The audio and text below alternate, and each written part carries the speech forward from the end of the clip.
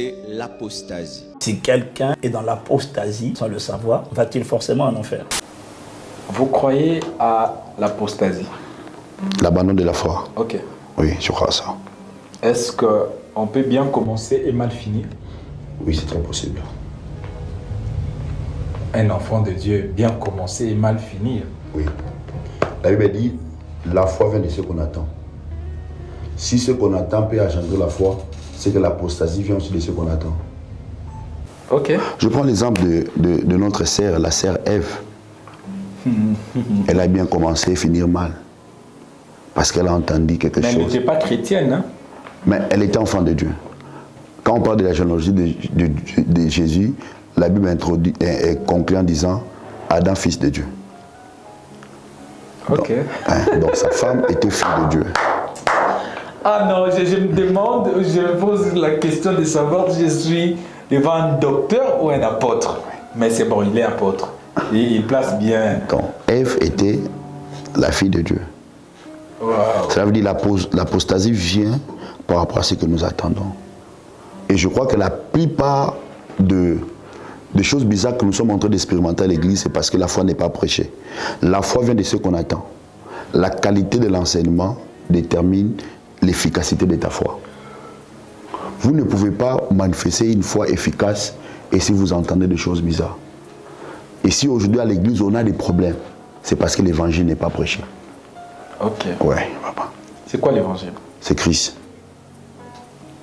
Mais je peux prêcher, je dis, vous serez bénis, vous irez au ciel, faites tout ce que vous voulez. Jésus est puissant. Je parlais de Jésus. Quand on parle de l'évangile comme Christ, ce n'est pas en termes de citer le nom de Jésus dans votre prédication.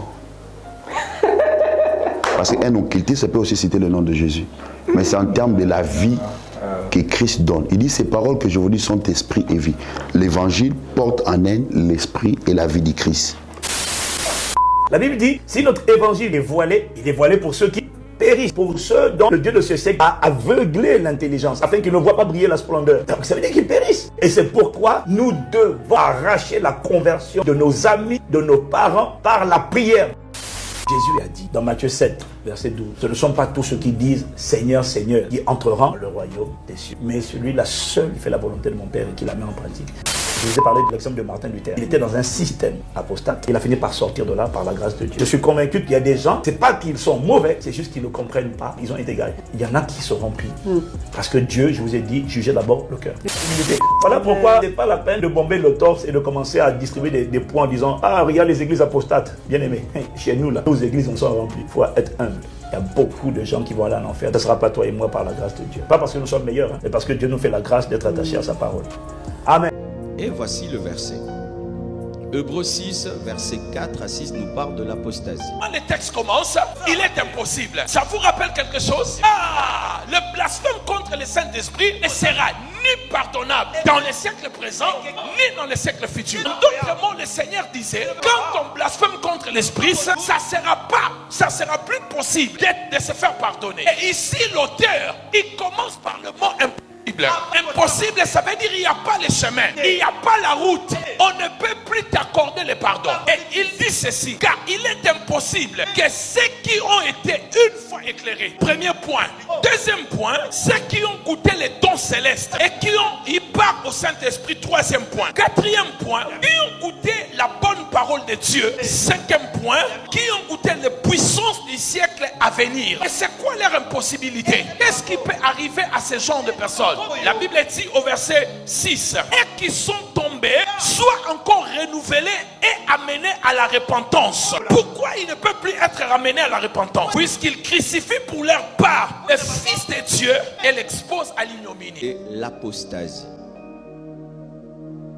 Le péché qui mène à la mort, c'est l'apostasie. C'est quoi l'apostasie? C'est le fait de te détourner de la foi en Christ pour de bon. L'apostasie n'est pas commise par les païens. Le païen n'est pas un apostat. Pour être appelé apostat, il faut d'abord croire et puis refuser la foi. C'est ça un apostat. C'est quelqu'un qui a cru, ensuite il dit je ne crois plus. Ce n'est pas qu'il le dit en blaguant. Ce n'est pas qu'il le dit parce qu'il est triste. Non, il ne croit plus. Il avait cru. Il rejette la foi. L'apostasie. Donc c'est un péché que ne commettent pas les païens, mais que commettent les chrétiens. Amen. Donc retenez cela, c'est l'apostasie. Et celui qui commet l'apostasie, on l'appelle l'apostat. Mais sachez ceci. Des fois, nous confondons les rétrogrades avec les apostats. Un rétrograde chute et puis il revient. On dit cette fois le juste tombe, cette fois Dieu le relève. Ça, ce n'est pas le verset pour les apostats. L'apostat, lui, lorsqu'il devient apostat, il ne revient plus jamais à Dieu. Il a un cœur d'un démon sans repentance. Ce qui fait que seul Dieu connaît les apostats. Nous, on ne les connaît pas. À moins que Dieu te révèle qu'il est apostat. Mais souvent, il y a des gens qui ont dit « Ah, ce frère a commis l'apostasie, mais il a seulement rétrogradé. » On nous présente le fils prodigue qui est allé loin de son père, mais après il est revenu. Mais l'apostat ne revient jamais à Dieu. C'est pourquoi son péché est impardonnable. Pourquoi l'apostasie est impardonnable? Ce n'est pas que Dieu ne veut pas pardonner, mais l'apostat atteint un niveau de non-retour qui fait qu'il ne peut pas revenir pour que Dieu lui pardonne. Vous comprenez ce que je dis?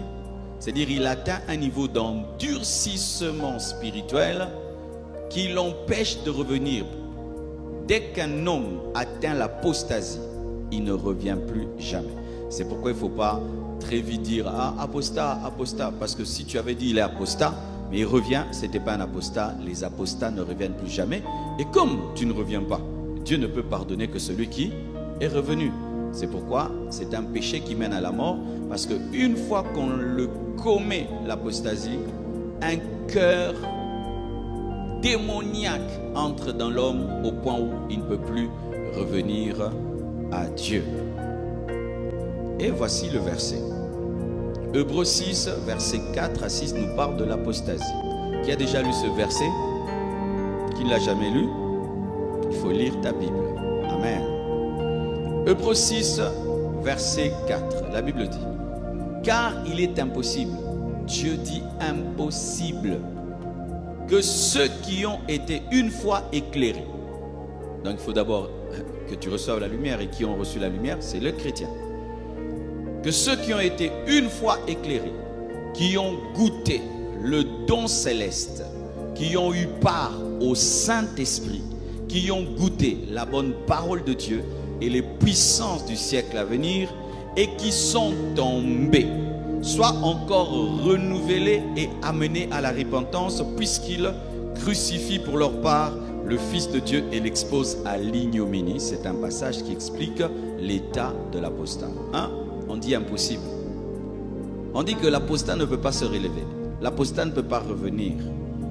Et on dit que l'apostat, c'est quelqu'un qui a été éclairé. C'est-à-dire il a compris qui est Jésus, qui est le Saint-Esprit, qui est le Père. Il a compris le salut. Il a vraiment compris. Il a eu l'éclairage. Mais un jour, il se détourne de cette lumière pour rejeter Christ à la repentance, parce qu'il crucifie pour sa part le Fils de Dieu.